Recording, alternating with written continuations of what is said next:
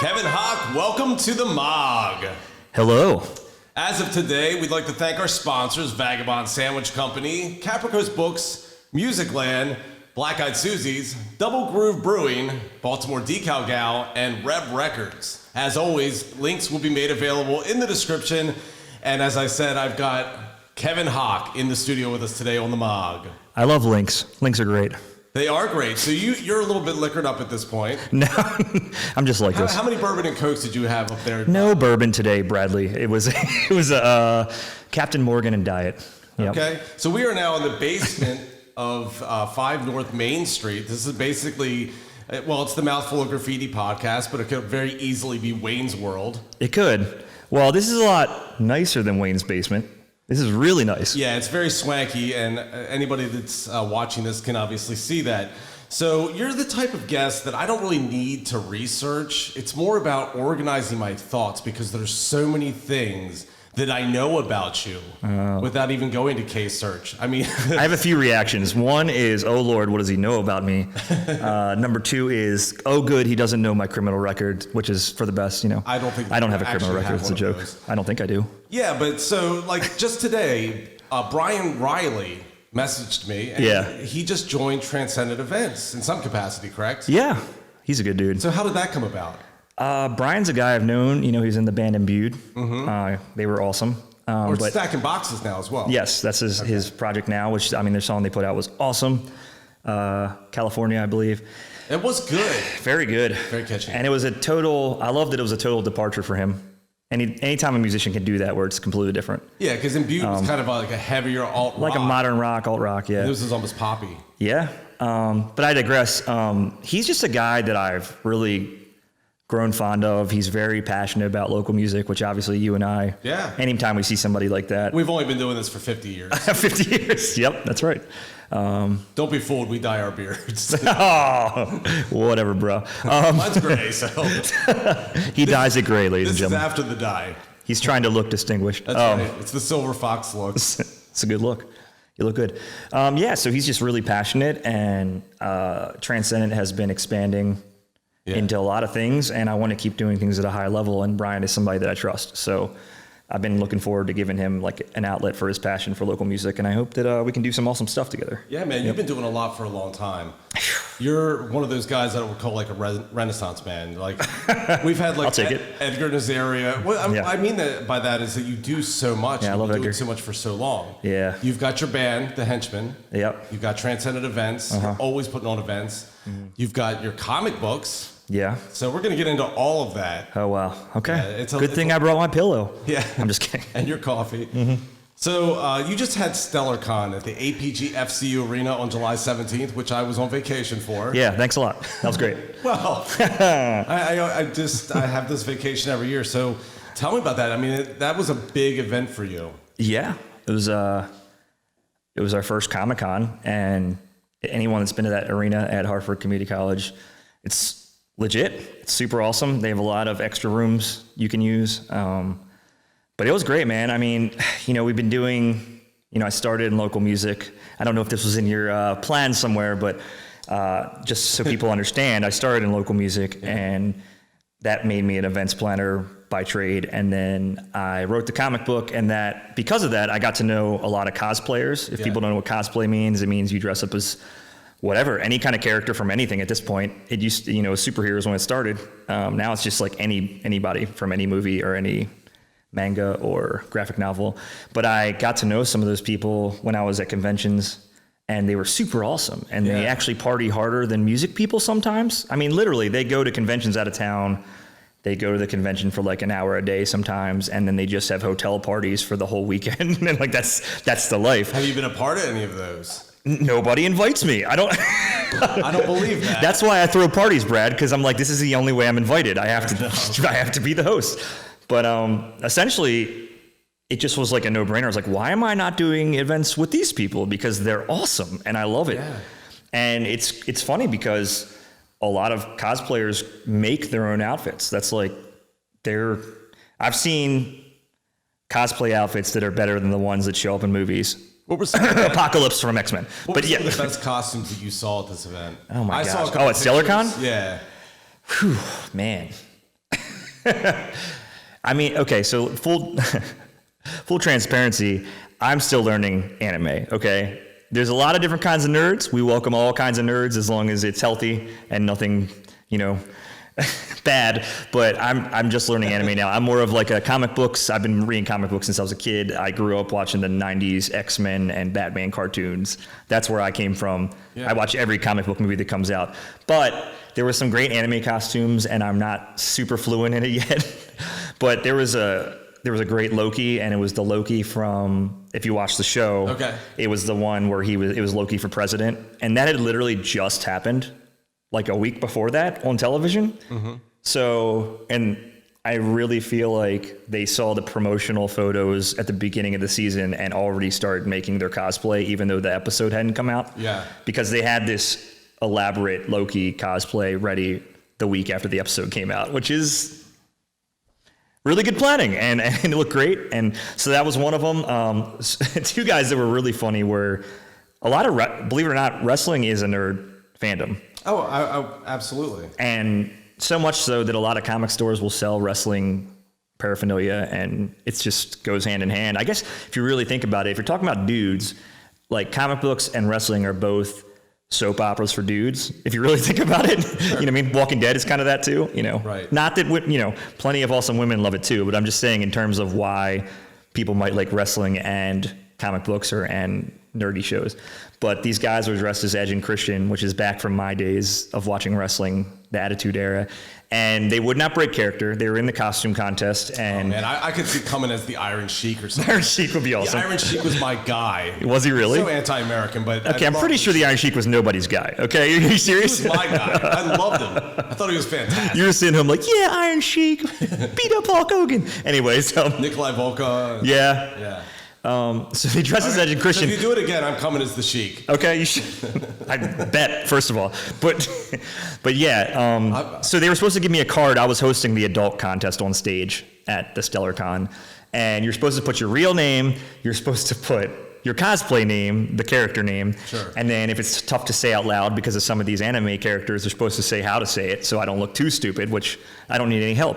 So, but they put the real names as Edge and Christian. And they put their fake names as Edge and Christian. And I was like, what's your real names? And they were like, Edge and Christian. They would refuse to give their real names. And they were just acting crazy on stage doing wrestling moves. And they ended up... what you want. Yes. I think well, especially because nobody's neck got broken, so that was good. But I believe they won best...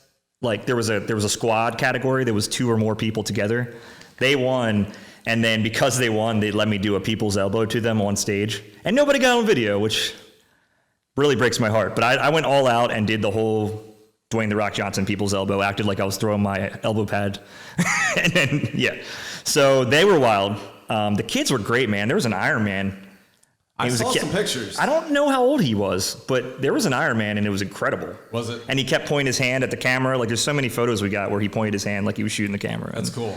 Yeah, dude. The StellarCon was a bit of a leap of faith for you. I mean, when you went up to the APGFC arena that day, I don't think that was what you were thinking. You were just kind of thinking events in general, and then all of a sudden it's like... Yeah, I mean, I've had it on my mind because I feel like, so I started doing those nerd parties, so it seems like the next logical jump. They've gotten huge, and it's all these cosplayers. I'm talking, we've had like Nerd Prom at 600 people last year, right before the pandemic, and then Nerdpocalypse has had like 800 people. That's a power plant, but... I'm like, if I can draw 800 cosplayers, why are we not doing a Comic-Con? Right. And it's a little different. The nerd parties are everything that a con has, only it's just about the party part. Remember when I said they party and they go to the con? There's not usually vendors. There's not usually like... And you guys did have a post party at Black Eyed Susie's. We did. So that was kind of... People were worn out though this time. Instead of coming like, normally at nerd parties, everybody turns up. Yeah. But we were all just kind of like, we did it. We made it through. We made it through a con, yeah. But it was awesome. I mean, it was, like a full arena. We had a separate gym room where it was split in half. Half was tabletop games, and half was unlimited play video games for free for 4 hours for anybody that came to the con. I don't have access to the final numbers. How many people showed up to this event? It was a lot. Yeah. Paid, we had 1,500, around 1,500. So for a first-year con, I mean... most cons are cool in their own way, but there's ones at libraries that 200 people come to, and people love it. And then there's whatever, Baltimore Comic Con and Awesome Con. I mean, I don't know, I would guess like 30,000 people come or whatever, and they're over 3 days and in the city. It's a start. Yeah, but I mean, do you want to announce that there may be other dates in the future? Yeah, I would say save November 20th. That's all I'm going to say. Okay, fair enough. Save November 20th. So you had a great experience, and I did. That's what we were hoping for. I wanted to talk to you. That was like the first big event, kind of post-COVID, and for what you do, it had to be very difficult and scary going through COVID-19. Oh, yeah. You and Holly, and you guys were very creative. Like Holly did the sugar drop. And, I mean, you had to be really concerned about your own livelihood. Yeah, and it's really funny. I mean, I'm a planner, and for Transcendent, I really had a plan last year. Some years I don't have a full plan, but last year I had a plan for the nerd parties. I don't know if you've ever noticed when Marvel rolls out like a new phase, it's always like a timeline with like the different movies when they're coming out. People get super excited. They give you the name of the movie. Right. You know what I mean? Like whatever, Ant-Man Strikes Back. That's not one of them. But I'm just saying, like, So I was like, I should do that. That's like the one that they will not keep remaking. Yeah. Kevin Feige, I was like, I'm a Kevin, I should do that. So we did like a nerd parties timeline, and I rolled it out, and it had, our classic nerd parties on it and when they were going to be, and Nerd Prom was on there, and Nerd Luau, which we did the last one this year because it was a Sandlot. It was actually the first thing we got to do, and it was outside, but we're not post-pandemic even now, but it was when things were loosening. People were comfortable, but it was outside at the Sandlot, which is beautiful beach in Baltimore. Yeah, it is. It's dead for a few reasons, one of which is that Sandlot is done after this year because it was a 5-year contract. Second of all, I don't want to, most people didn't feel this way, but I heard a couple people feel like just using the term luau is not politically correct. So I don't want to do anything. The whole thing with Transcendent events is inclusion and everyone feeling comfortable and happy. And I don't think most people know that.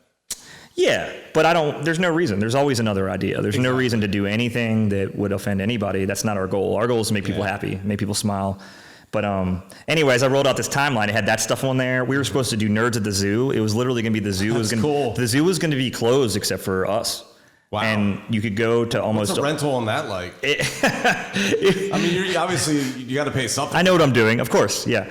But we were supposed to assemble... Like all the animals are completely confused by what's going on. Yeah, I know. They did say there was certain cosplay aspects that we should talk about, like telling people like there's certain colors that can offend certain animals. And okay, I didn't know that. But they were going to let us see most of the animals, and then our actual assemble area was supposed to be in the penguin room. Penguins are literally, it's inside, and they're swimming by in the tank. I love that. And we were supposed to be having like karaoke and drinks in there. I was very much looking forward to that, and we didn't even plan it yet for this year because everybody's just playing catch up. The zoo's not ready for it now, but it's on the back burner, hopefully next year. But we rolled all that stuff out. We had this great plan, and you know what they say about that, right? So, I mean, it was all shut down, and luckily we did get to do Nerd Prom before the pandemic, and it was amazing. So took solace in that we got to do something that cool, I know that you try to be very socially conscious, and you were very COVID conscious through the entire pandemic. Mm-hmm. You had 6 Feet Beats.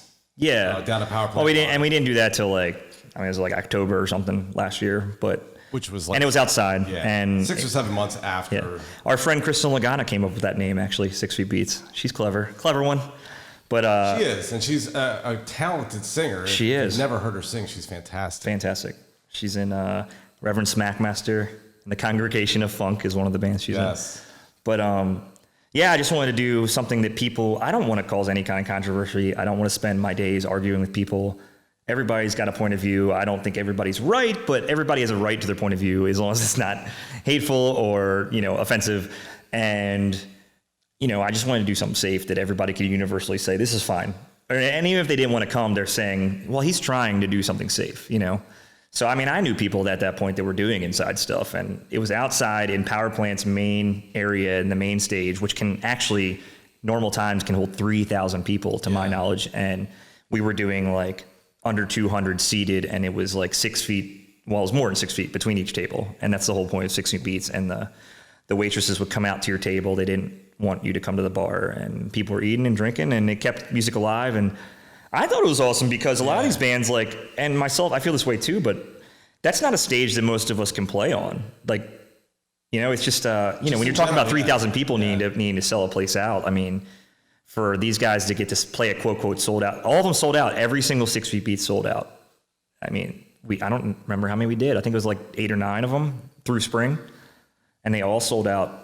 A lot of your events sell out. You do a very good job promoting and marketing. Well, thank you. But a lot of it's being smart and knowing what you can, if a venue holds 500 people, saying, what lineup do I need to make that happen? And I always try to have a lineup that can do 600. That way it's like, if somebody has a tough time, it's not going to necessarily be the end of the world, Yeah.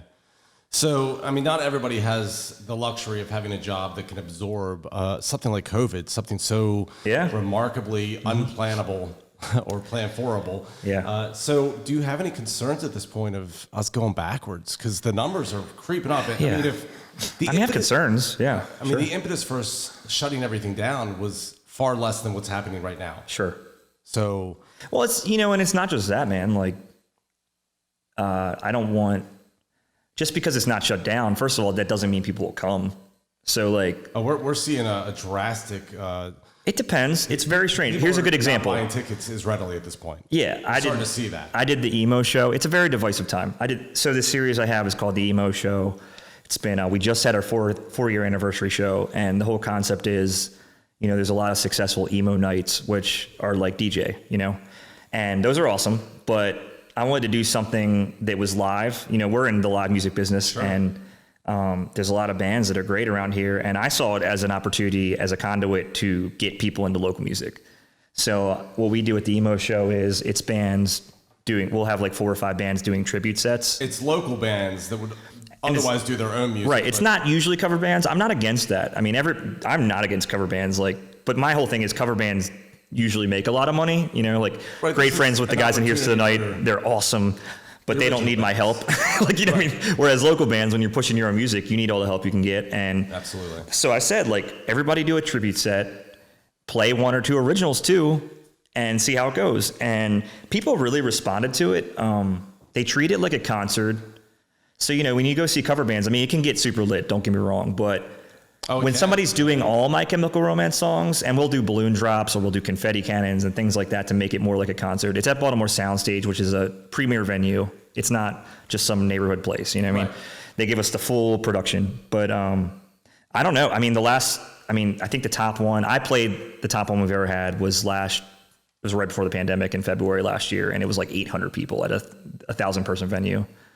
Soundstage. That's incredible. 800 people come to see local bands is crazy. And you're branching out now. You're doing the rock revival shows, which is kind of more of like the 90s, 80s version of that.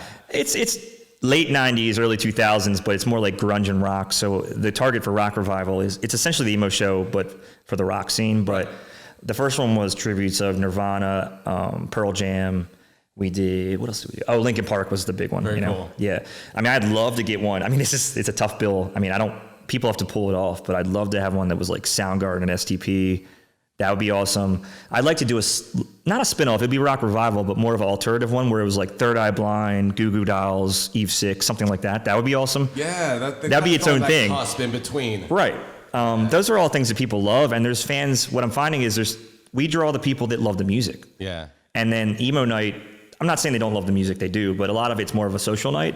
And this is bands, and they came to yell the words. That's what they're there for. Yeah. And that's what I miss about concerts in general. Yeah. And it's really cool that you have an outlet for people to do that. Yeah. Yeah. I tend to get sidetracked. I remember that the reason I was telling you about the emo show 2 weeks ago was because it ended up being 600 people. And and it was right when the numbers were starting to rise. So it was really interesting.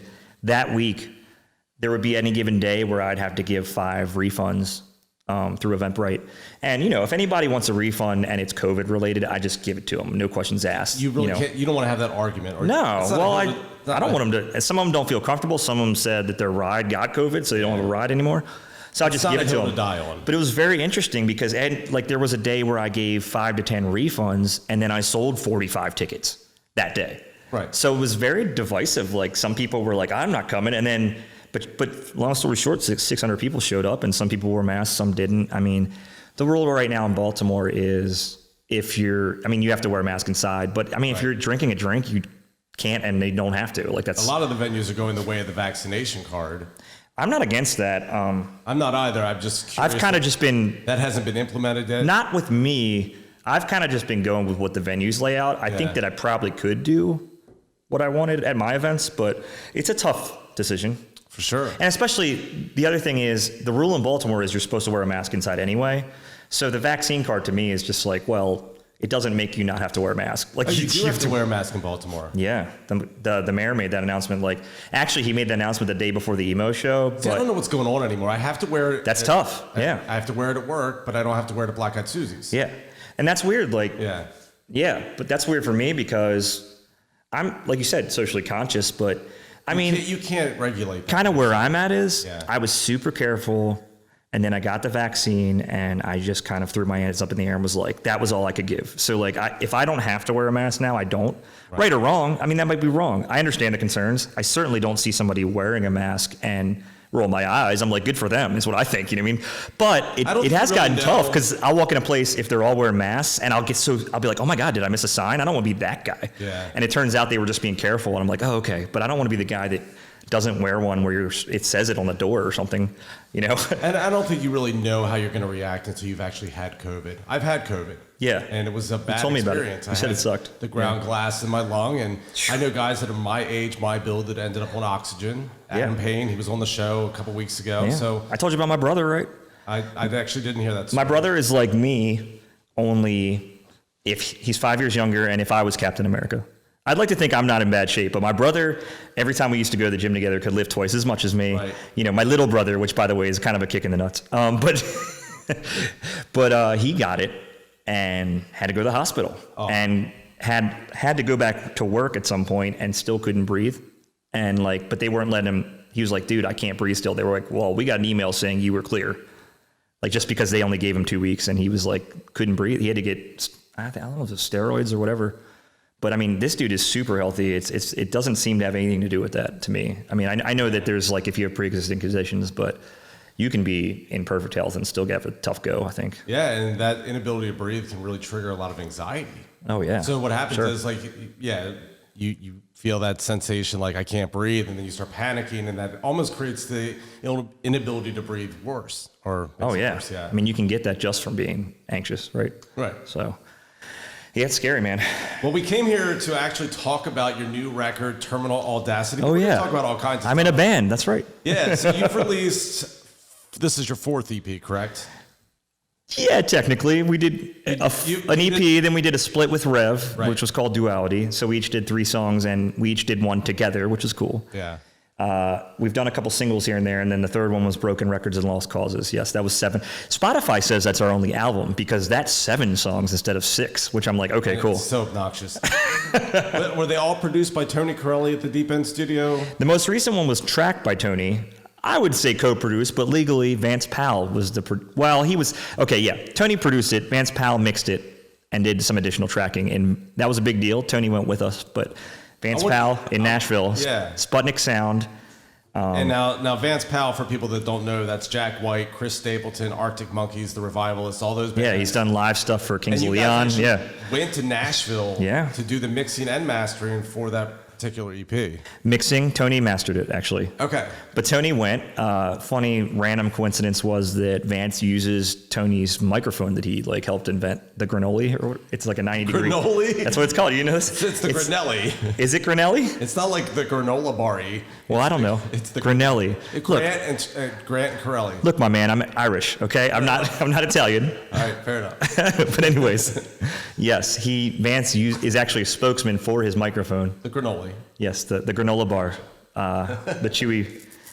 Anyways, so that was a happy coincidence. But we went out there. It was right when the pandemic was starting to loosen a little bit. That's a very rock and roll experience. Yeah, you have to have some funny stories. It was intense. Yeah, I mean, give me some road stories. Okay. Well, first of all, if you want a technical story, we had, this album is very 70s influenced. 70s music got me through the pandemic. I fell in love with so many genres of the 70s, whether it's alternative 70s. This is a later question, but you want to list some of those bands? That I'm into, that I got into? I mean, some of it's no-brainers, like 70s Elton John is amazing. I love Electric Light Orchestra. I mean, Fleetwood Mac, Jesus. I mean, everything they put out in the 70s was just brilliant, people don't talk about their self-titled enough. Everybody talks about Rumors. Rumors is one of the best albums of all time. I get it. But Sure. Fleetwood Mac, I mean, I really got into the disco and post-disco, which you can see in a song or two. Bee Gees, Earth, Wind & Fire, Casey and the Sunshine Band, Diana Ross, love her. So like, although she went through like 3 decades, but yeah, I mean, all that stuff, dude. And then I'd get into the alternative stuff, or the indie, which was whatever, Iggy Pop, and you know, I mean, like when it got weirder and weirder, which is still great. Rolling Stones. It's weird. I never got into the Rolling Stones too much until recently. I was aware of them. Incredible songwriters. They get panned by musicians a lot of times, but it's like, they're great songwriters. Yeah. I mean, period. And you know, I watched. There's a documentary on the Bee Gees on HBO Max, and it's literally I can't think of his name, but the guy that directed Shawshank Redemption, which is like, to me, maybe the best movie ever made, but he directed this Bee Gees documentary. Second best, but yeah. What's your first best? Raiders of the Lost Ark. Wow. Okay. Yeah, it's a great movie. It's nearly flawless. You know what that one didn't have? Sean Connery didn't have him. Yeah, but it didn't really need him. It didn't need that. Junior. Anyways. Yeah. So that's a lot of the stuff I was into. You know, I'm probably forgetting like a lot of obvious stuff, but anyways, why were we talking about that? The 70s. We were talking about war stories or cool stories. Oh, yeah. So I got into, okay, so everyone calls it a Moog synthesizer, okay? Yes, Tony tells me that it's Moog, which does sound cooler, I will tell you that. Does it have dots above one of the O's? No, but he says it's Moog, and here's why. He's a good reason. He says, it's a guy's last name, and he says it's Moog. I was like, well, that's a good reason. But on the other side of things, Vance Powell, who has 6 Grammys, says it's Moog. And also, I've seen, there's a recent show on I've always known it as the Moog. Yeah, it's spelled Moog, I think, but it's a recent show on Hulu called McCartney 321. It's awesome. It's literally Paul McCartney. You didn't list the Beatles in there. Oh, I love the Beatles. Okay. It's hard to just put them in the 70s box, but the 70s is when they got really interesting. That's true. And Wings. I love Wings. Anyways, that show is just Paul McCartney and Rick Rubin sitting in a room talking about music. And Rick Rubin called it a Moog. And I was like, well, I got Vance Powell and Rick Rubin now, and I love Tony, but... Yeah. Anyways, Moog synthesizer... It's not Grove Me Wrong, right? Right, exactly. Yeah. It's certainly not. So Tony has a great Moog synthesizer, a Subsequent 37, and in Groove Me Wrong, I played one, and he coached me on, like, because there's 1,000 knobs on that thing. Yeah. It's very intimidating. It's fun. It's part of the reason, I mean, it's not supposed to be... UFO sound effects, the Moog is what you use. Yeah. It's not designed to be user-friendly. That's like part of the whole point, I feel like. But anyways, we had already put that in Groove Me Wrong. Long story short, we get very first day in Nashville, we go straight from... So Vance's assistant, who's also a wonderful audio engineer and producer in his own studio, Mike, he actually picks us up at the airport. We felt pretty special. He picked us up at the airport in Vance's car and drove us to the studio. But we went straight to the studio. He already had Collecting Dust queued up, which is kind of like my all-around favorite on the album. Really? Which I wouldn't have really wanted to start with, honestly, because I'd rather like get him, I don't know, get a feel for everything. So he's working on it. And he goes, Vance and I had talked on the phone, so I guess he knew I was the piano player, but he was like, Who played the Moog on the other song? And I was like, me. He's like, I need you to write an extra part for this bridge in Collecting Dust. And he brings in, he had told me on the phone he has, I think, 4 Moogs. He has 4 of them. So he brings in this pure white one. He sits down, and it has tape on it that says, I like to Moog it, which is all the more reason that it's Moog. Yeah. And so first he's like, oh, we have to tune this. I'm like, we have to tune a synthesizer. I'm just like, I don't even have a synthesizer. I have a keyboard. Can it even be tuned? It's from the 70s, right? That's his whole point. Like, that one needs to be tuned. I forget what that one was called. I think it was the old version of the Little Fatty. I can't remember. But anyways, he's like tuning it, and he's like, play C. And I'm like, oh, thank God. I was super nervous. I was like, oh, thank God. If I didn't know where C was on a piano, I'd need to just quit. Like young children know where a C is on a piano. So I'm playing C, and he keeps going, play C, and looking at me with a dead face, and I'm just like, oh my God, if Vance Powell says this is not C, then maybe this whole time in my life I didn't know what C was, because he's Vance Powell. He has 6 Grammys. Was it a half step down or something? It wasn't, but apparently it was so out of tune, he thought I was playing the wrong note. Oh, okay. And he finally was like, oh, it's just really out of tune. No pressure at all there. But that's before I wrote the part. He's like making me feel like I don't know what a C is. Right, I don't have perfect pitch, bud. And the rest of the band, I'm the only person to track anything in Nashville. Like, I mean, the tracking was done. Right. Now, let me say, I thought it was really cool that we did that because to me, he could have just mixed it and taken his money and that's it. But I mean, it was like a wonderland of instruments. So for him to like let me play some stuff and track stuff there shows that his work ethic to me is like that he was not against, because he was going to make the same money no matter what. Yeah, it's an not to get too far into it, but man. he did it because he wanted it to be as good as it can be in his eyes. And so anyways, I'm tracking it and the band's just watching me. I mean, we have a relationship in my band where we make fun of each other a lot. Like that's to the point where if we're really trying to give each other feedback, we have to say, oh no, seriously, that's not good. because we say that no matter if it's good or not. You know, like the best compliment you're going to get in this band is, oh, for your limited skill level, that was pretty good. Like that's the best you're going to get. But they're listening, they're laughing at me when I'm like, keeps it 100. Yeah. So I track and write this part in like what felt like 10 minutes and it's super loud. It was super loud. He ended up turning it down. Everybody's got a beard in the room. It's like, it's only been 10 minutes. No, it's been 10 days. Yeah.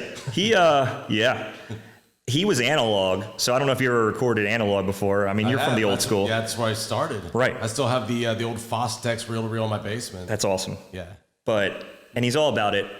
But he had this huge wall of racks and plugins and all this stuff. So every time when he would mix down a song, he would stress to us that it's a big deal if we want something changed.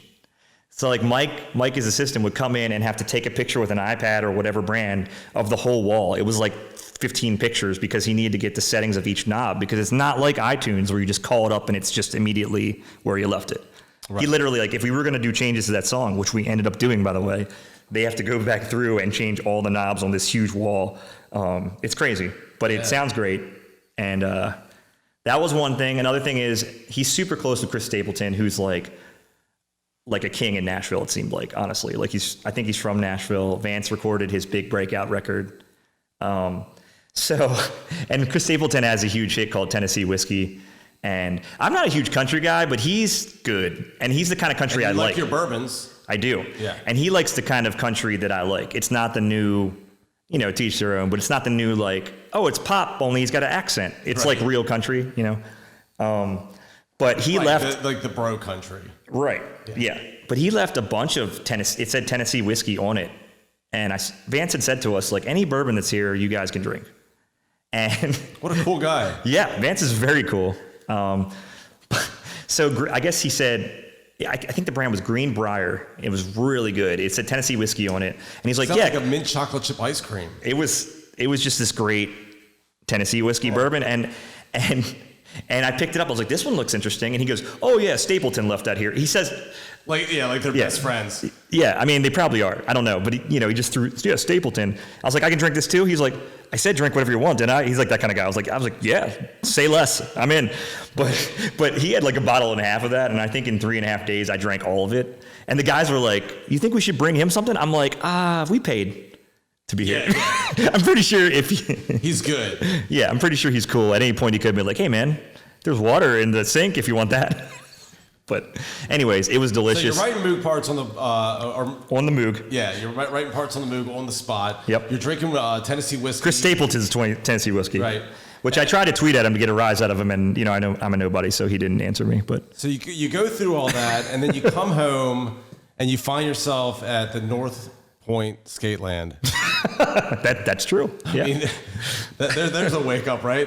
But then you just filmed and directed a really cool video for Groove Me Wrong. Yeah. I mean, you know me, I'm super into movies, man, and cinema. And, I don't think I took any in college, but I took some film classes in high school, and I loved it. And this album, I told the guys, I had all these ideas, and I was like, I really want to take the reins on our music videos. Like I want to make it its own project. It has nothing to, and I've been super impressed with Andrew Hall, Gingy Productions, Gingy because he's a ginger. Gotcha. And he came on and he humored me because he's doing great stuff. He's done videos for Ballyhoo, a few at this point. But it's very professional. He is, and he humored me and let me co-direct. But you had the roller derby girls in there. Yeah. Yeah, we went to the Skateland in Dundalk, which I had actually never been to until I scouted it out for the video. And the co-owner, I think he's co-owner, Ken, is a great dude, was super accommodating. It's 100% legitimately retro, man. Yeah. You feel like you're walking into the 70s, which is what we wanted.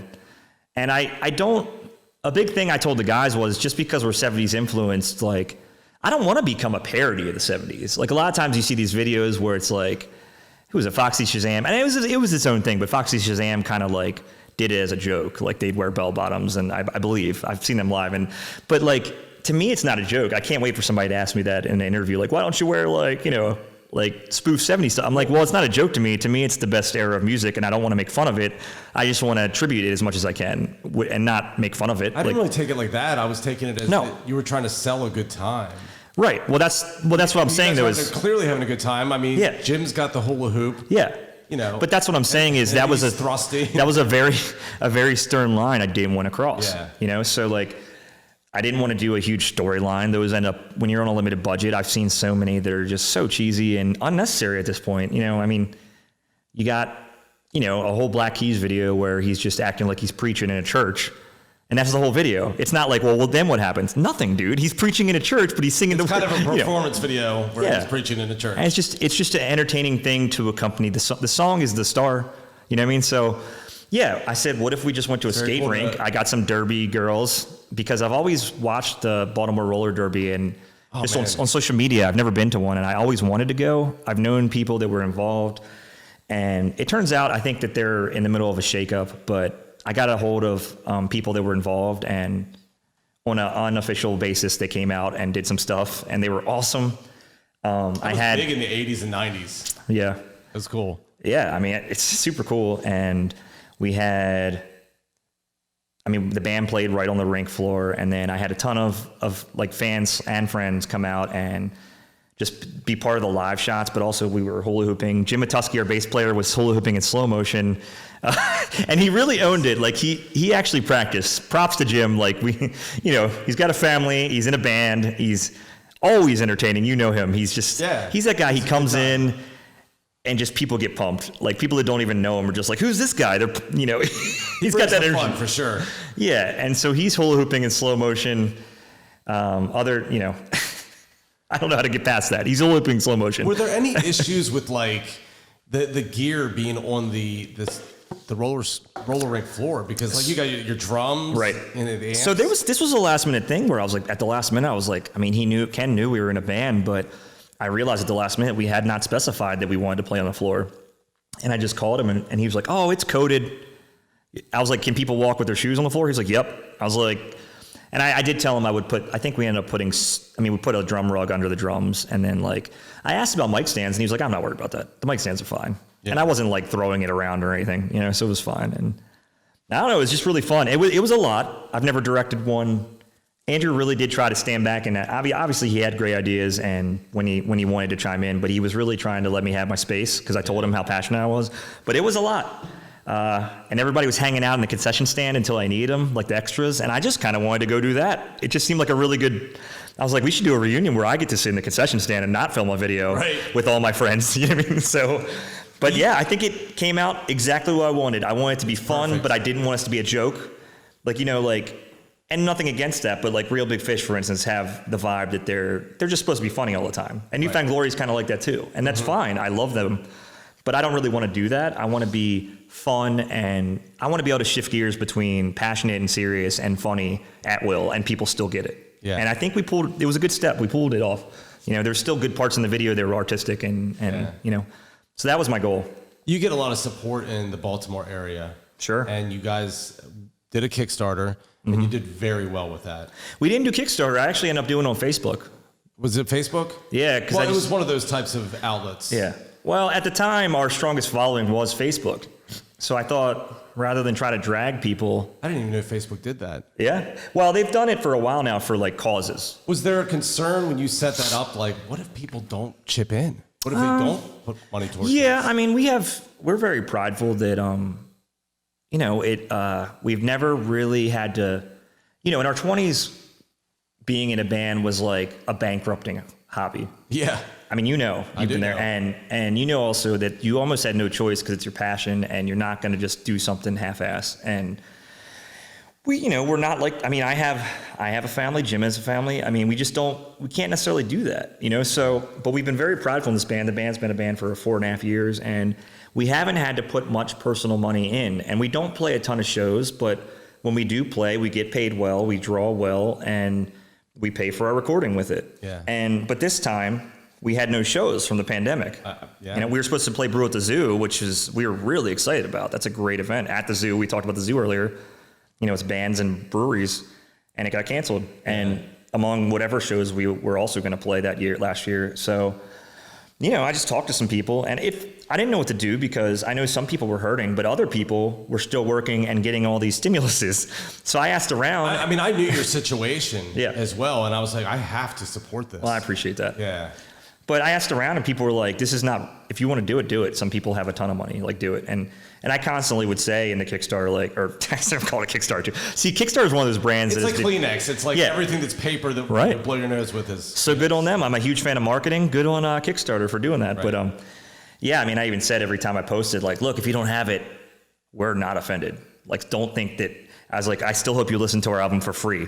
You know what I mean? Like, we're not expecting anything from you if you don't have it. Like, if you have it and you want to help, great. And it went well, yeah. And I'm grateful because, I mean, it still went fast because we didn't know we were going to have that. We didn't know we were going to have that Nashville opportunity, you know?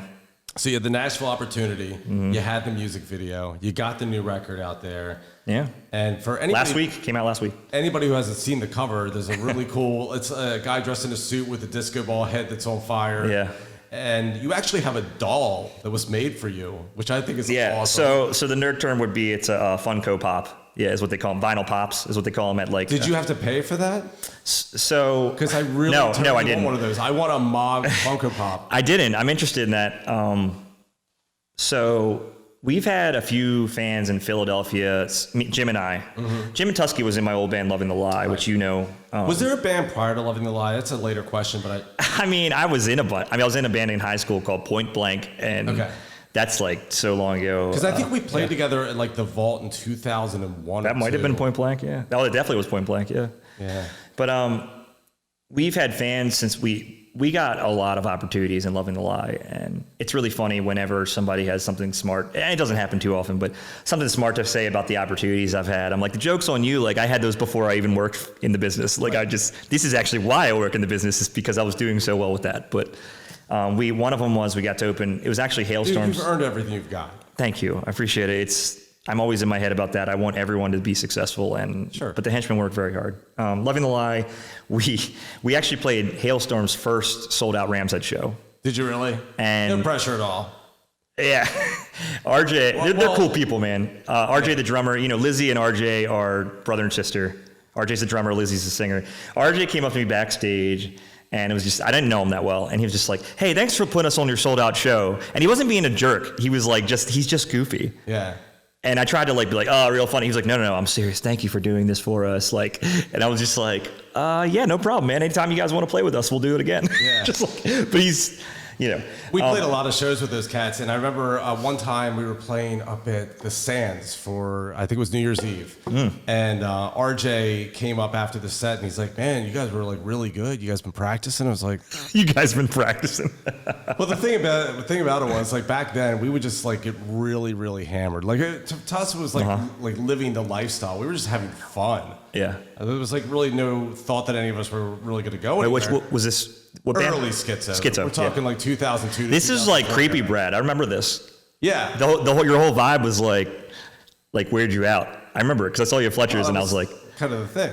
Yeah, it was the thing. Yeah. And I got it. And we had but I was also terrified. A cult following. And it was cool. Yeah. I had to kind of shed that skin and change it up after that. Yeah. But I remember specifically one time that I saw the creepy Schizo, yeah. Yeah, so, but anyway, Hellstorm Sorry to interrupt. No, they were a really cool band. I was going to say, it's really weird to see a band that all of us played with in the scene so many times. Do so well, yeah. Oh my God, and they just keep going. She's a spokesman for Gibson. That's a new thing that happened like a couple weeks ago. She's an official spokesman, yeah. If you think about like the shelf life of like the 80s bands, a lot of 80s bands, they kind of were like really popular from like, I don't know, we'll just say anywhere from 85 to 92.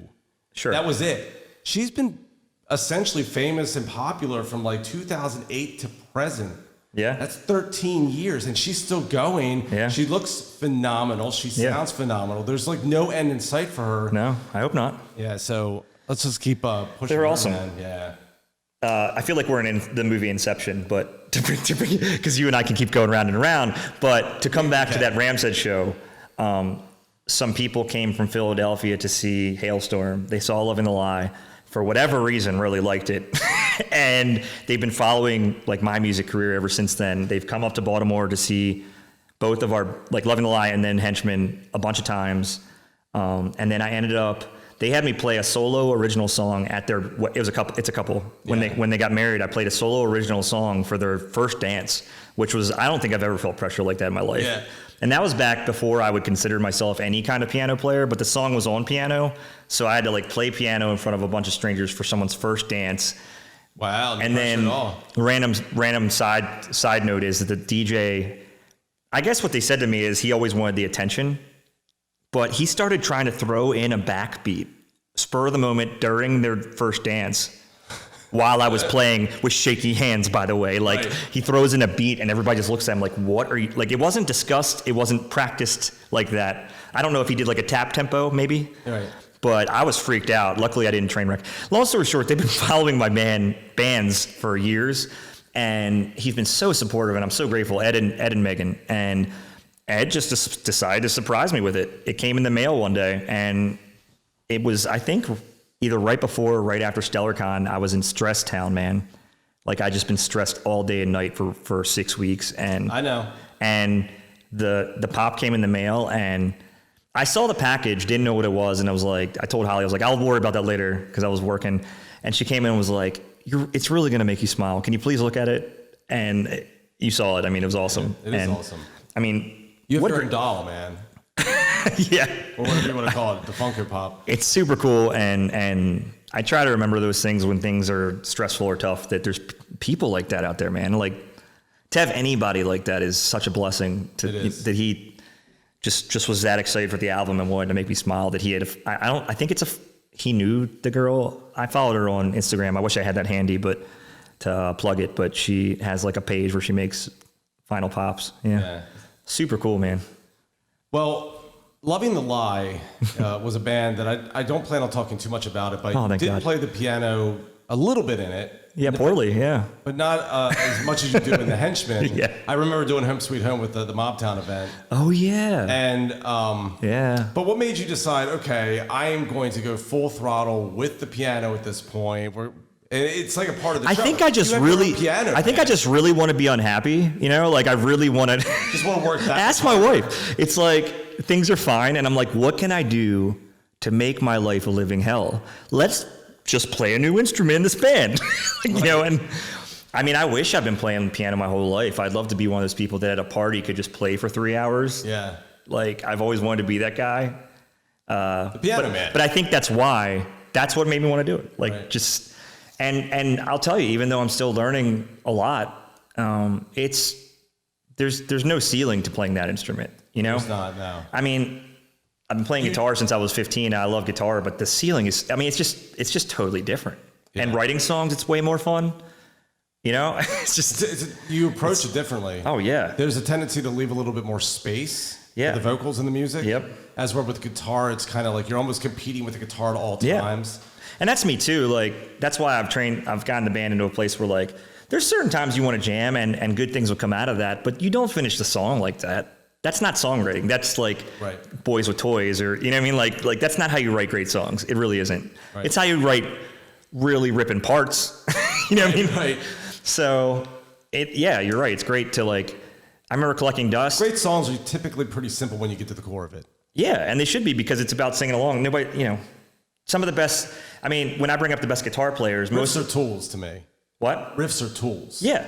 But most people, when you say who's the best guitar player, they're going to bring up somebody who, yes, is good, but they pick their moments, man. Like, and they're going to bring up whoever it is, whether they say whatever, Sambora, or like, I don't know who they're going to say. If they say Kirk Hammett, even Metallica, like, they reached a point where he totally picked his, actually, even when they were like back in the Master of Puppet days, he didn't just play a solo over the good hooks, you know, and yeah, Tosin Abasi is great. And I did see Animals as Leaders at Ramshead, and that guy's incredible, but I wouldn't want to be in a band with him. I'm not singing his songs in my car. Right.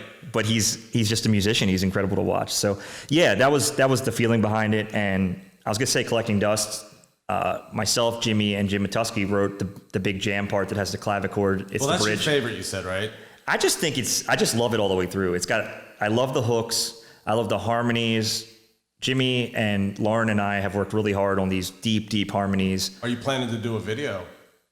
I do want to. I've been researching. Do you know anything about urban exploration? I don't. So that's essentially when you go explore abandoned places. And I've been down the rabbit hole with it so many times. I have a couple of friends that do it. It's awesome because a lot of these places, they have so much charm left because they used to be this beautiful place, and some of that still exists. But then there's dust, there's cobwebs, there's a broken window perhaps, and there's theaters, there's all kinds of things. Yeah. But I also don't want to do anything that's going to get us in trouble, and I also know I can't make a great video with it when I'm looking over my shoulder the whole time. So I've been trying to get permission to do something like that, and nobody wants to give me permission to do something like that. Sure, so of course they don't. Yeah, I mean that's kind of the whole thing, right? I mean that's why it's exploration.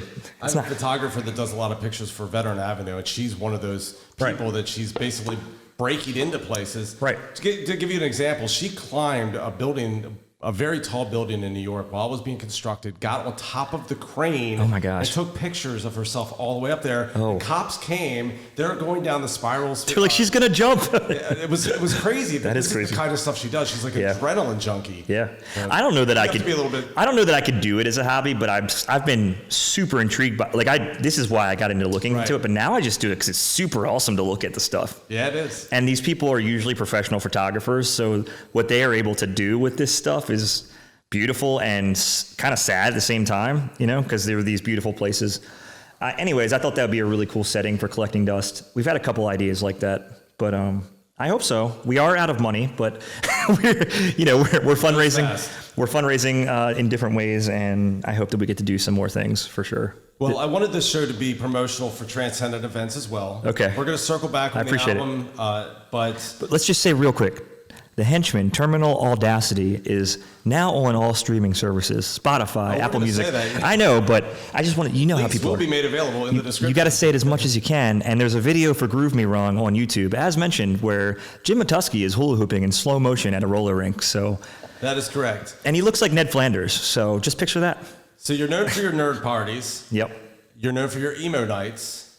Emo shows, I'm sorry. You also bring in a lot nationals. You've hooked us up with great shows. On and off. Mostly, I am sometimes put in a position to give suggestions. Yeah. Sometimes. And coming up, you've got Marvel Cinematic Universe on August 26th. So it's a trivia session at Black Eyed Susie's. Okay. We've gotten into trivia. And it's available on Eventbrite? Yes. Okay. Can I just say really quick what this is? So over the pandemic, I got good at this software so first of all, you're playing paperless trivia. Like I program it in. It's multiple choice in most cases. There can be different varying things. Like if you get it wrong, you lose points. It's team trivia, Yeah. Sometimes if you answer faster, you get more points. But I've integrated it with a broadcasting system. So essentially you come to Black Eyed Susie's, or we're expanding. It's called Transcendent Trivia Adventure. But you come, there's TVs. You elect somebody on your team to use their phone to answer questions and like come up with your team name, whatever. But on the TVs, there's video clues. I put together funny videos just to make people just have fun. And so it's really like this whole immersive experience. It's not like somebody who's bored, like asking you to write it down on a piece of paper and bring it up to you. And they're just like, the answer. And I'll like put extra facts, like just that aren't even parts of the question. Cause I'm a nerd, man. Like I'm into this stuff, especially movies. So yeah, I mean, it's a whole different experience. I'm really looking to expand it because people are reacting really well to it. We've done Schitt's Creek. We've done, I want to do Parks and Rec soon. We've done 90s sitcoms, which was really fun. I showed Leo DiCaprio's first appearance was on Growing Pains. Really? And believe it or not, Brad Pitt was on there twice as two different characters. Really? But Leo DiCaprio was on Growing Pains. He was actually a series regular at some point. But I showed his first appearance, and then just to be a jerk, it cut from that.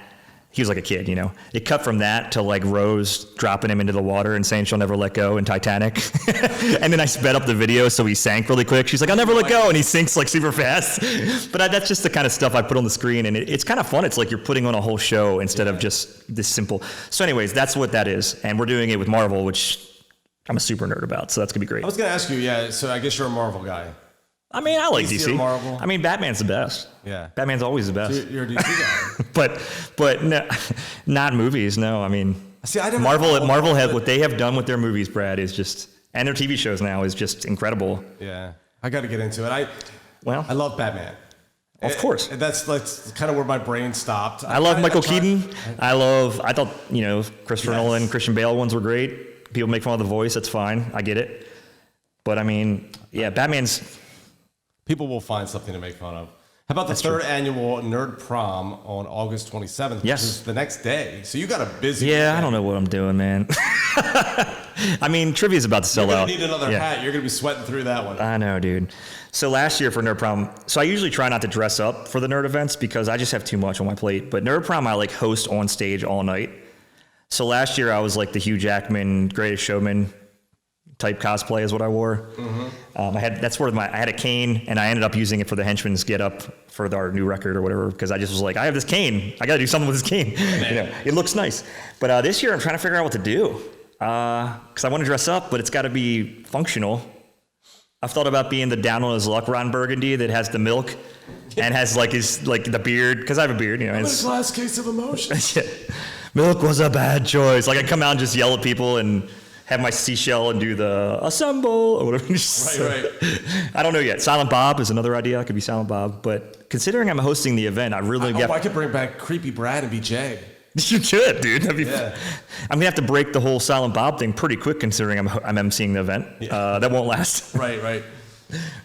Now, a lot of people don't know this, but you work alongside your beautiful wife, Holly Hock. Yes. Which I would like to say that we went to your wedding. Yeah. And it was the perfect wedding. Oh, wow. So just in case anybody wasn't wow. there, Thank you. The pictures do not lie. Well, we are party planners. I mean, if it was a crappy wedding, that would be like a mark on our record. Right. People are like, I'm not going to their events. You see their weddings. So this is just, do not take this the wrong way, but she seems to me like she is the more detail-oriented one. Yeah, I mean, she is. You're like more like the dreamer and the idea guy. Like if you think Disney, she's like the person you bring it to, like the idea killer, or possibly the detail person. Like, this isn't going to work on paper. It can be like that. Okay. However, I have massive You have to have that person. I have massive ADHD, so I am super anal about a lot of things. Okay. I'd like to think not about terrible, like in a terrible way, but no, we're both like that about different things, I would say. But like, I mean, if I have some idea, I can't let it go. I'm just like, yeah, but like, who's gonna hand that out? And like, is that enough people? And like I can't even have an idea without like, I mean, yes, first you dream. I am a dreamer, but then you have to settle in. I mean, there's been a lot of events where I like go, that would be cool, put it into advertising. Right. And then she goes, now you have to make that happen. But that's when it gets, sometimes it can be her, but I certainly dive in and go, okay, well now you're right, we have to make it happen. Like and I get super like. Well, the point is you're a perfect team. Yeah. It works out very well. Yeah. But does it ever put a strain on the relationship when things are like maybe not going well, like a show's not selling well? And I mean, it's not usually that. Like, I mean, even, like Gary and I are extremely close. We're not married. Gary Holmes. Yeah. But like if a show's not selling, but you still chose to bring him up as if he was your Holly. I did. But when things were like not going well, there was the tendency to be like, well, if we would have done things this way, right? Yeah. It's not usually that. It's like. It's just, I think working with anybody is never like every day. And I've had people, we do really well with it. I mean, I've had a lot of people go, you work with your wife? One of us would have murdered each other by now if that was the case. And well, you guys are like Lisa and I. You guys get along very well. We do. The trick is figuring out how to leave it behind because we work at home. That's the really hard part is like, there's nowhere to leave it. And I have a lot of stress with work. Like it shouldn't be. I think people think that it's just like this. A lot of people look at it as like, that's your job, like kind of in an insulting way. They say that to me, like, that's your job. And I'm like, yeah. And I work harder than you. Like, that's how I feel in my head when they say that, because I'll work all day and all night, all the time. But it's a lot of stress. And, dealing with local bands, like, and a lot of times it's not their fault. I don't know how you do it, man. Actually, I have questions down here. Oh, Jesus Christ. A lot of times it's not their fault. Like, I was raised well with that. Paul Manna taught me a lot. Will McCrory taught me a lot. A lot of people along the way. I remember Steve Gordon was working at Sonar.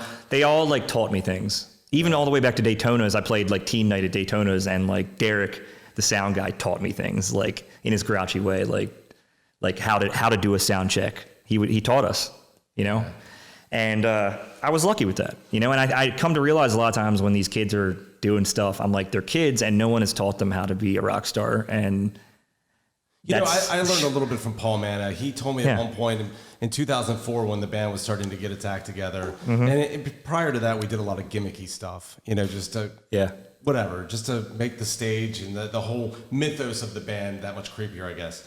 But anyway, he was like, you know, Brad, you bring a lot of people out to these shows. Your band's very talented. You don't need all that. And then we just slowly started peeling it off the walls, basically. Yeah. We don't need that. We don't need the inflatable whale. I've known him for a long time. He has some good insight. He's not always right. He's not always right. In this case, he may have been. I did learn something from What that means is for somebody like him, you don't need it. Some people might have, I'm sure they did love that. But they did. I mean, it depends who you're talking. You're just tough. It depends who your target demo is, I would say. You know? Well, Transcendent Events has done a lot of killer shows. My favorite shows are the ones that I played.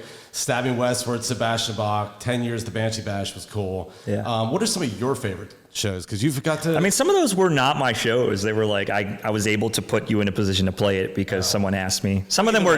Banshee Bash was Transcendent and 24/7. Some of those were 24/7, and at the time, that was who I was working with. You know, I was the number 2, Paul was number 1. But some of my favorite... Oh, man. So the Nerds have a special place in my heart because I just smile the whole night.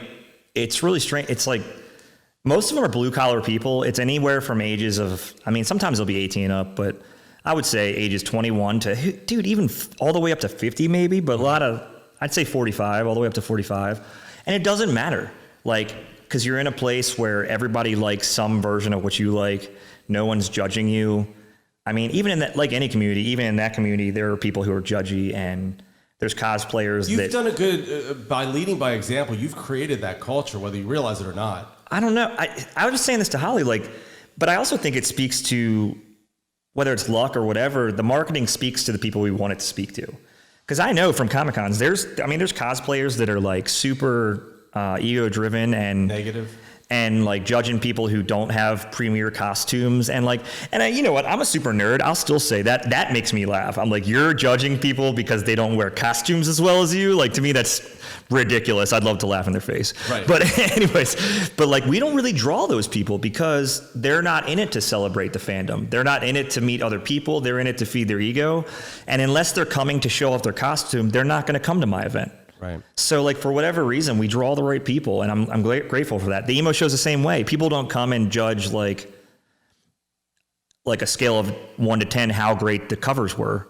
They just come to celebrate the music, and they're grateful they get to do it, and they're grateful they get to do it for $15. First of all, you know what I mean, like, it's, you know, you can see Fall Out Boy, but you certainly can't see them with all these, with My Chemical Romance, and you certainly can't do that for $15, like, on any level. So I love the nerd things. Nerd Prom last year was one of my favorite events we've ever done. It was just so many smiles, and people grab me and say, I really needed this. Yeah. And that's like this thing that's like this magic thing you hear where you're like, wow, I have a purpose. You know, it's that person might have a better week next week because they got to do this. And that's, to me, that's huge. Dude, you're bringing the smiles. We were talking at Black Eyed Susie's about what people might say about you that when you're not around. Just like, well, there's always, But I was going to say, I have here on my notes. There's people who hate Dave Grohl. So, I mean, everybody's going to get... You get to that point. If you get big enough, people will hate you. But I always see you as being a very honest, fair, extremely kind person. Oh, thank you. I try, man. How do you deal with the challenging folks? I mean, you saw that one show where I was actually forced at a point to throw somebody out of the show. Yeah. And you saw the way it all kind of went down, and you didn't... Yeah. I felt a little helpless because in that particular moment, I didn't have anybody that I could get to help me do it for you at that show. I mean, and that was how many years ago? I mean, you live, you learn. 5 years ago. I learned from that. Yeah. I'm still learning. You know, and you get a little spoiled too because when things go so right, you're like, man, I have to be ready though when they don't, because that's how life is. Right. You know, but yeah, I don't know.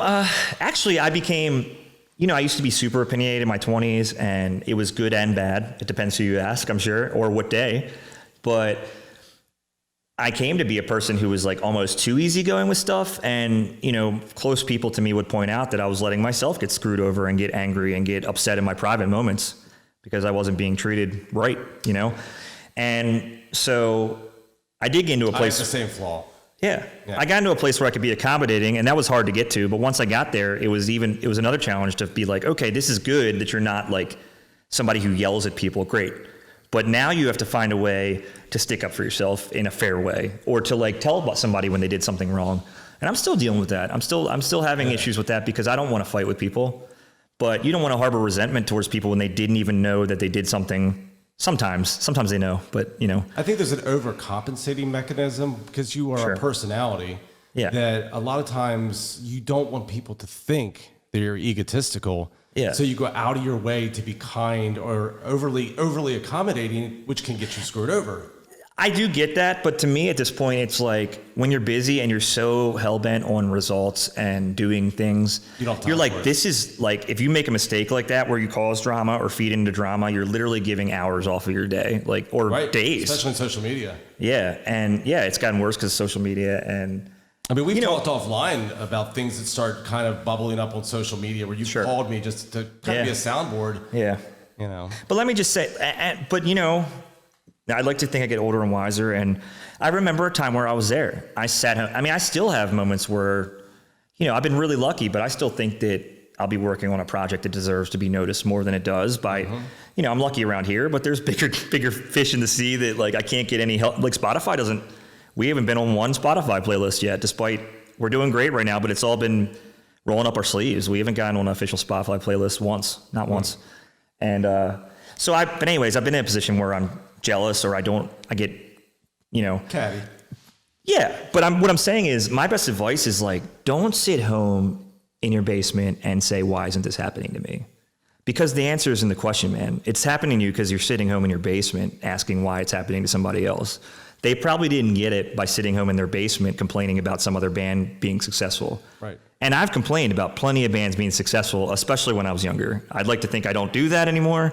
I certainly try not to, but that's, Well, you can't, people are not, one of the best phrases I've ever said, and I'm sure it's been said in plenty of movies, is no one's going to give it to you. Right. You have to, you know, maybe take it's a strong term because I don't want to give you the wrong impression. I don't think that you should just like, just taking it sounds like you're like breaking something to take it. You know what I mean? But when I say take, you have to take it. I mean, You got to put the hours in, you got to work for it, and you got to do it. yeah, no one's going to hand you anything ever. That's my experience.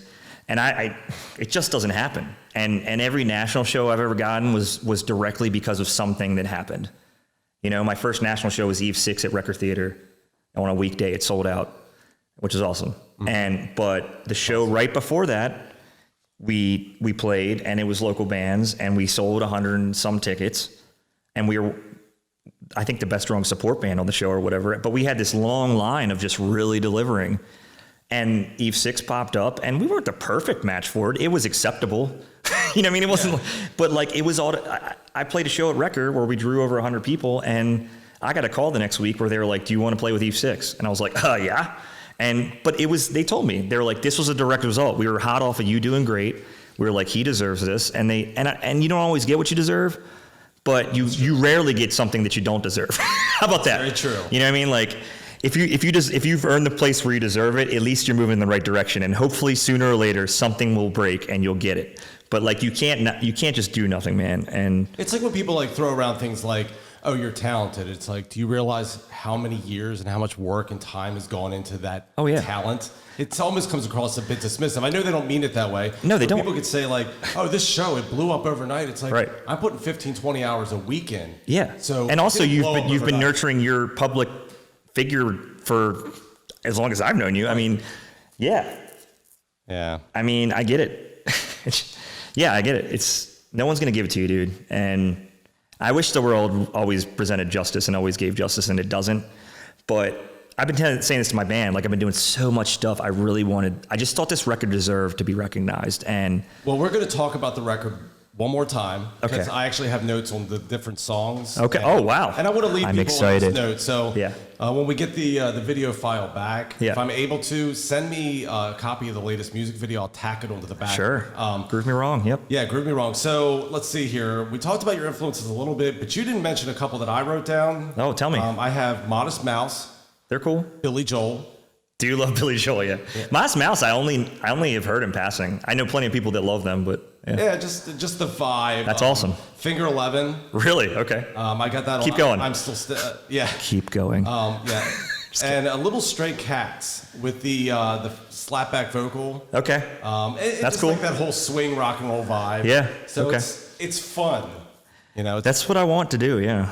Not to say we can't do something of substance. I'd like to think Technicolor has a lot of substance, but... So I'd like to talk about the songs themselves. We've talked about kind of the video for Groove Me Wrong. We've talked about some of the other things that go along with that. It's a fun and funky tune for anybody who hasn't listened to it. Which one, Groove Me Wrong? Yeah. It seems to be about... you seem to be saying, dance some sense into me and tell me why we work. If there was a meaning to that particular song, is there a story there, or is that the general idea? You know, I'm hesitant to tell you because, you know, I see this all the time when there's a surprise ending of a movie, or not surprise, ambiguous ending. Yeah. I mean, I've always wanted people to be able to listen to the songs and it mean to them something that's meaningful to them. I will tell you for this one, when what I thought it was about is not what my band thought it was about, like all of them. So to me, it was like kind of supposed to be a silly, kind of sexy song where it's like, I mean, the music's certainly sexy, but it's like saying it was actually supposed to be a positive thing. Like, you love me right, which is good, but Groove Me Wrong was supposed to be a good thing too. Like, it was supposed to be like kind of like a physical comment. And some sense into me. Right. Yeah. But my band was like, oh, we thought Groove Me Wrong meant like someone's bad to you. I was like, I mean, I get that that's what wrong means, but like, yeah, I wouldn't have taken it. How do you love someone right, but then be bad to them?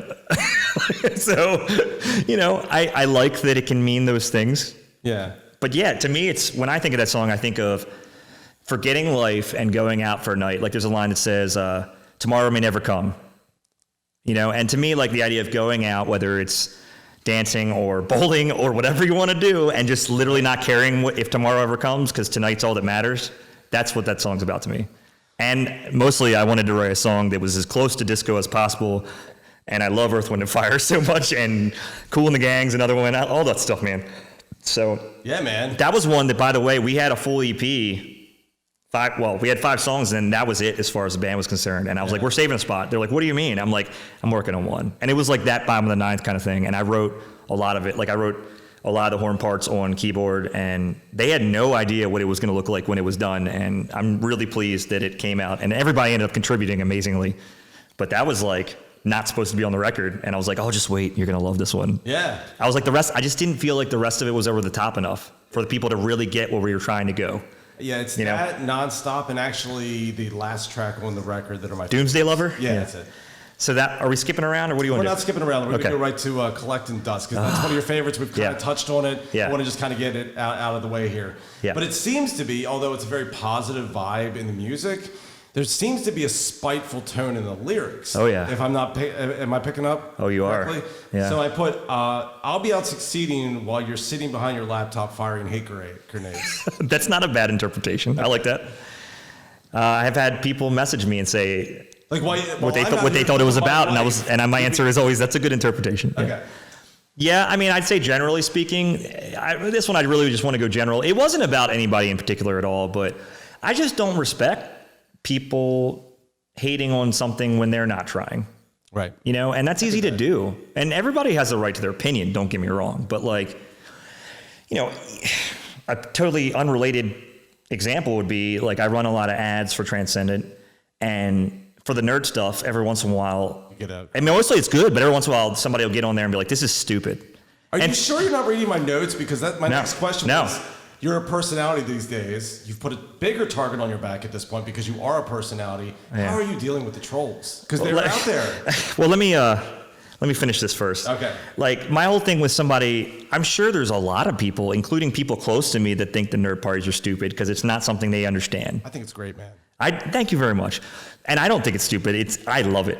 But what I don't get, that's not what I don't get. What I don't get is, what does it take for a person to be sitting either on their phone and on their computer, see an ad for Nerd Prom, and take the time to say, this is stupid? The same type of person that would give you a thumbs down on a YouTube video. Sure. And one thing I wanted to explain to you is, if someone is seeing an ad for Nerd Prom, it's either because they've RSVP'd already, or because they either like nerdy movies, anime, all the things we celebrate. Right. So to me, I'm like, okay, your ads. this is stupid, but you're sitting home watching anime, like, and that's cool, but how, I just don't get that bridge. Like, how do you sit home and watch cartoons, which I do also, by the way, and then say that's stupid? Like, I don't get that. It's just projection. I see things all the time that I don't get, but I'm not going to take the time out of my day to be like, this is stupid.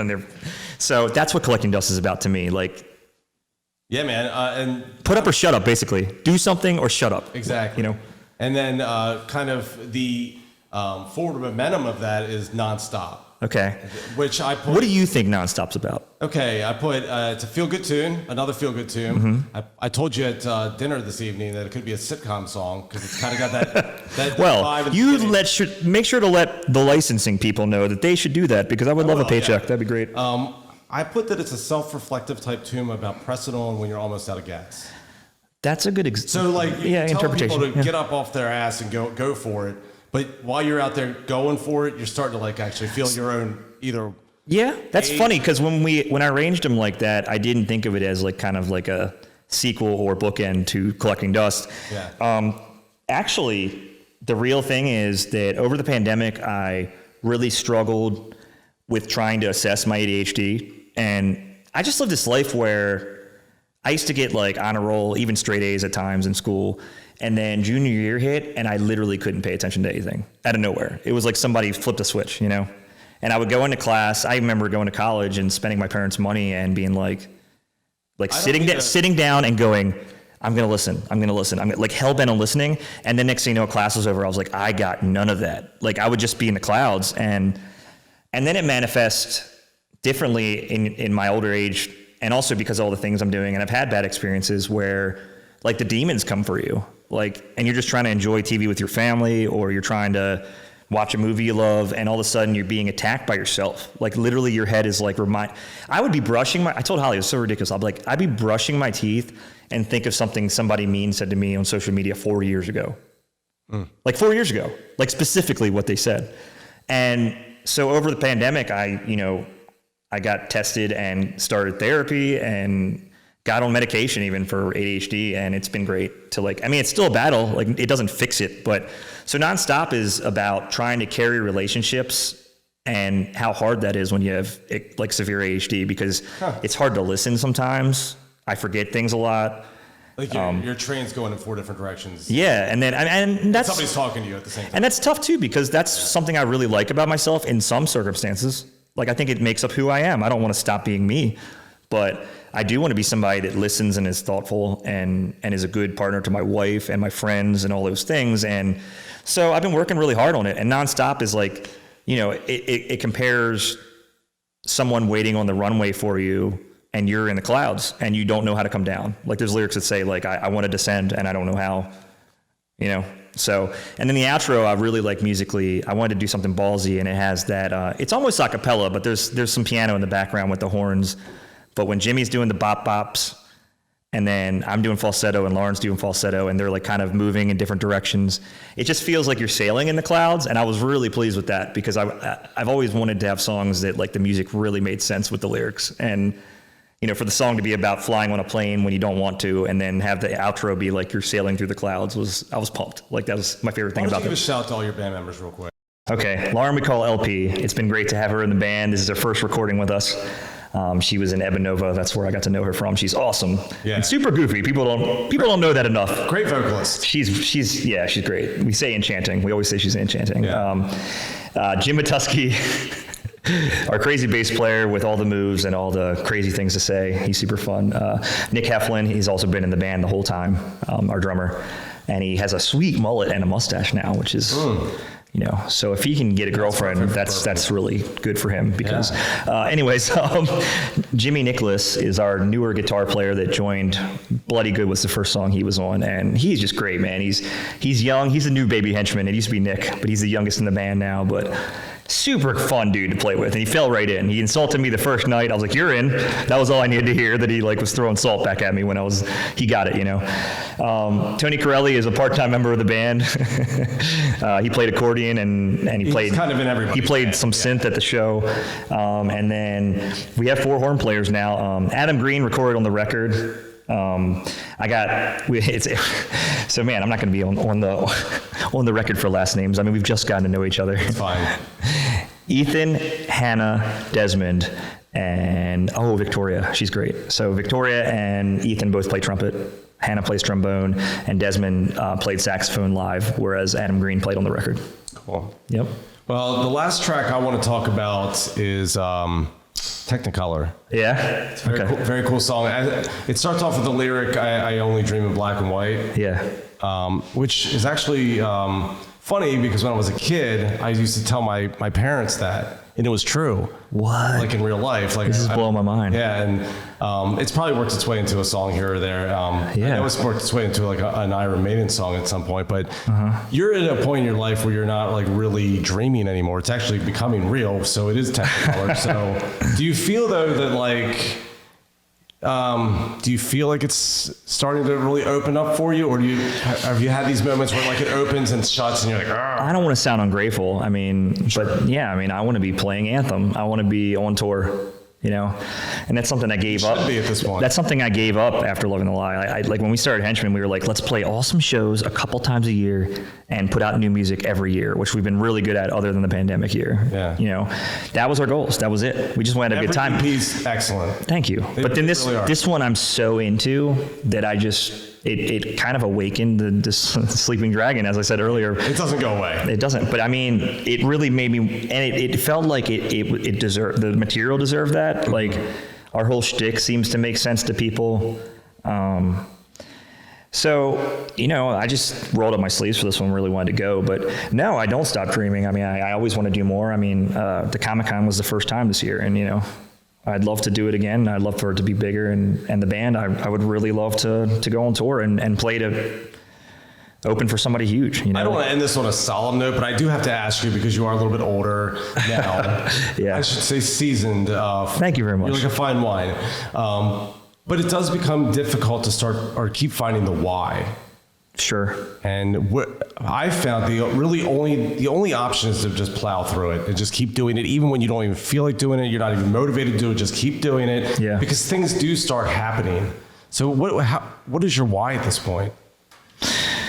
It might just be in my genes, man. I don't know. Yeah. We watch too many Rocky movies. We don't give up. I mean, Rocky, yeah, he is my hero, and yeah, not giving up is my best trait, you know, and it can be negative, like not giving. Sometimes you need to know when to give up, and I don't always know, you know, like, but you know, I had somebody. It's letting go. Yeah. But I once heard Holly, someone asked her, or no, she told them on cue, she asked somebody who was going through a tough relationship, she asked them, why are you going out with that person? And they were like, I don't know. And they said some funny stuff, but didn't have a real answer. And she, like, right on cue was like, well, my favorite things about Kevin are he never gives up. It doesn't matter how much people push him down. He just keeps coming. And that, I love that about him. And she said some other ththings, but I'll never forget that, because to me, that is who I am, you know? And I was never the most talented. That's what she would say about you when nobody's around. Maybe. But I've never been the most talented guy in the room. And I remember in high school being inferior to so many people, but it makes you work harder. It does. And I hate to say it, but those guys, the guys that were born with so much talent, which is amazing. A lot of them squandered it. Because it was given to them. Right. You know, and the will over skill guys kept fighting and fighting and fighting, and they never felt like they were good enough. Right. And there's part of that inside of myself, and it sounds like yourself, where it's like, I raised the bar, and now in my mind, that's still not good enough. Yeah. I have to keep raising it. And you think you have these disadvantages, and I don't want to sound stupid. Like, I know I have advantages, but like, you see some people that have other advantages, and you're like, watch me do it anyway, though. Like, I don't have what you got going on, but it's going to happen. Like, and it's this chip on your shoulder, and I don't want to lose it. I mean, I don't want to always do things for that reason, and I don't, but it's nice to still keep in your back pocket that there's a small chip on your shoulder that fuels your fire if you need it to. I'd rather do it because I love creating, I love making people smile, I love making music. But having a chip on your shoulder can be very handy if you use it properly. Right. Instead of sitting home and complaining about other people, you just fuel your own fire. Oh, or write a song about it. Write a song about it, sure. There's a lot of people that have been immortalized in songs that they'll never have a clue. Sure. But Technicolor, for me, I wanted to write a song that was a tribute to Sam Cooke and Otis Redding style stuff, because I'm really into that, those kinds of love songs. That's the song you're promoting right now, correct?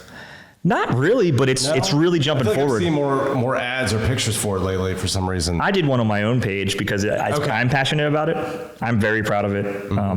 It was very challenging. Don't sleep on Nonstop and Doomsday Lover. No. A lot of people like... So a lot of the songs. But Long Way Home is a duet between Lauren and I, and a lot of people have loved that one. So that's another thing. I just had Pat Rennie on the show. Yeah, great dude. I listened to his EP, and he's talking about this song, that song, whatever. And I'm like, dude, I'm a third-party listener. I've never heard any of your music until 2 nights ago. Yeah. That's your single. And we haven't even talked about that song. Wow. So you got to trust the third-party person, because the third party, I agree. Mistake, it's like, well, Technicolor came out with no extra push. So we had Groove Me Wrong was the first single, then Collecting Dust was the second single, and then the album came out. So there was 4 more songs that all came out at the same time. And Technicolor it's almost 4 times as many listens as the other ones that came out the same day, which to me is like, where you kind of step back and go, okay, it means to some other people what it means to me. Like, which is awesome, because a lot of times, how it goes, like the ones that means, like Pat, the ones that mean something to me and you as creators sometimes people don't get it, like, or they like something else, and that's fine. As long as they like something, right? Right. That's the goal. Can't complain if they like something. Okay, one last thing I'll leave you with is trademark your name, please. For the love of God, go to the USPTO website, trademark the Henchmen. It is not trademarked. It's not? It's not. Jeez, I better do that, yeah. So trademark. I just assumed it already was by somebody else, but nobody ceased and desisted me, so. No, you're good to go. Kevin, thank you for coming on to the first video version of the Moog. And we will get this up as soon as Chris gets around to editing it. And thanks for having me, man. I love what you're doing. You've always been a force for good in local music and the community out here in Hartford County. That's a great thing. Like, I met you in local music in Baltimore, and now I'm doing things in Hartford County, and this is like your playground, and you're so proactive out here and doing so much good, and that's so cool to come across you and do other things and still be able to work together on things. It's awesome. I try to tell people there's a season for everything. Yeah. And the music, because of COVID, and Gary had his 3rd child, and everything was kind of falling apart on that front, except for like the recordings for Veteran Avenue. I was like, I'm going to try doing this, and this is the season for this, and eventually this will. You're always find a way to be.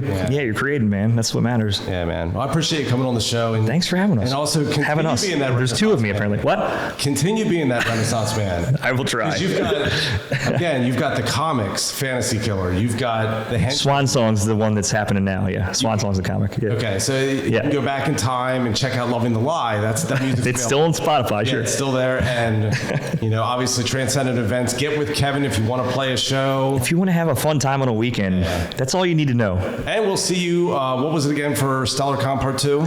Possibly? Maybe November 20th. Hold the date, maybe. You never know. I wouldn't mind. Announcements to follow. Are you going to be on vacation? I was actually planning a vacation for November 20th. Perfect. I'm kidding. Then I'm doing it, because you're the... No, I'm going to be there. That'll be some kind of good luck charm. The 1 year that you don't go on vacation, it's a bomb. Once a year. Yeah. So it was like, this was our once a year, and it just happened to fall on that day. So I apologize. Show me documentation. I'm just kidding. Well, you can call my father-in-law. It's his house. All right, what's his number? I'm just kidding. Don't do that. All right, so anyway, Kevin Hock, thank you for coming on the Moog. Thank you for having me. Peace.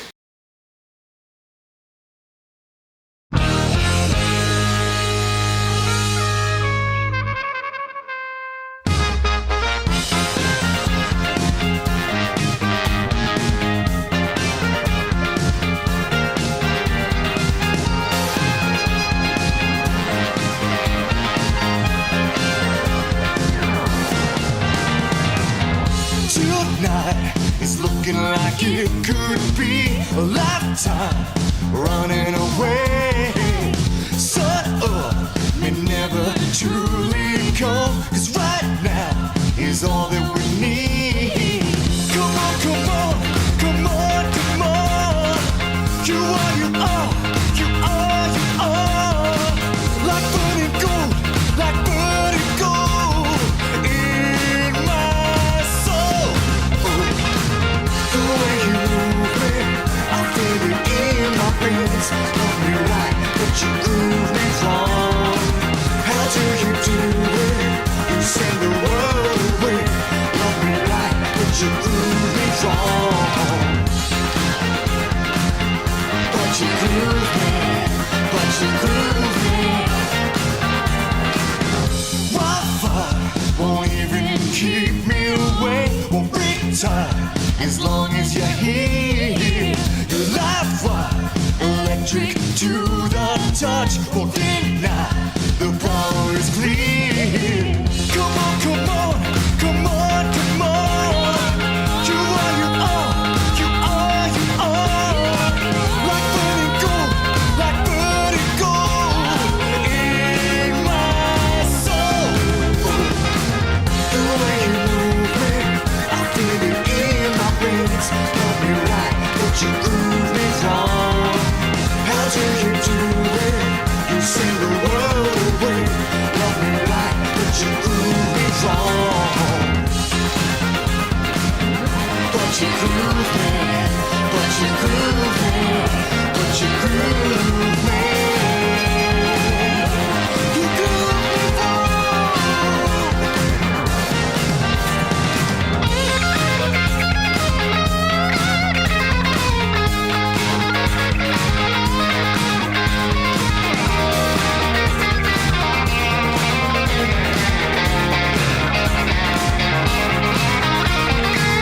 Come on, come on, come on, come on. You are, you are, you are, you are. Like burning gold, like burning gold in my soul. The way you move me, I feel it in my veins.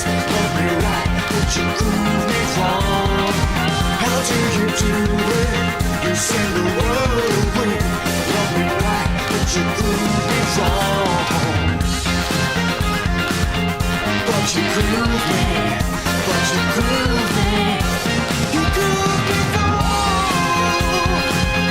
But you prove me, but you prove me, but you prove me. You prove me wrong.